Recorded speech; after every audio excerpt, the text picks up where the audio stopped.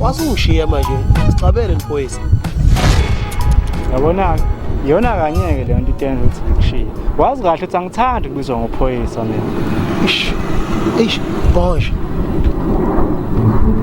Awukahle. Uke wani ngozama lapha police station, just ukuvolunteer nje.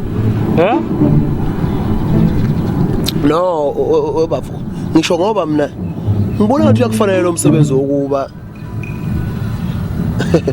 buke wasugqoka uniform. Uba umhle kanjani? Oh. Ngempela.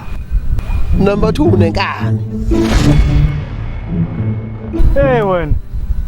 Awazi ukuthi mawudlala abantu la uyabingelela.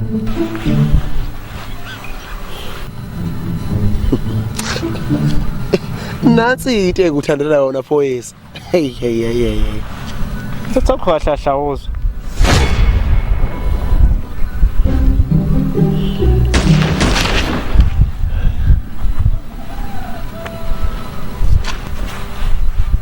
Yeah, no. Yazi ngathi buqinisile. Awusiya ngempela uPhoyisa wena. Chaza ukuthini manje? Mangathi ubuphoyisa. Ubuzwa yizo lento beqhuma lapha ekudeni ukuthi iqhuma enyameni noma iqhuma kude. Kodwa nginje uyasho nawe into ebiqhuma kude leyo. Ngive ngisho iphoyisa la ngempela belungelo kwazi ukuhlanisa ukuthi beqhuma enyameni noma beqhuma emoyeni.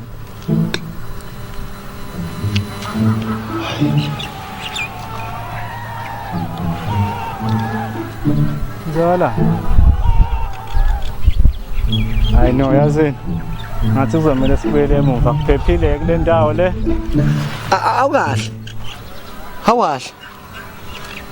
Wena ungikhwajisa kangaka kanti uligwala. Yazi ngathi ubuqinisile. Awusiya ngempela uPhoyisa wena. Futhi sura manje. Ngiphinde kubiza uPhoyisa mina. Hayi yabona futhi manje anti kade kutshelani uzwa nje mthethakho ngikuphoyisa mina manje. Wajika futhi suPhoyisa.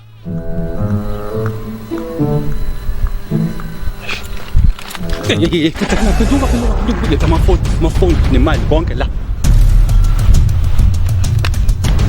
Ungangibuki.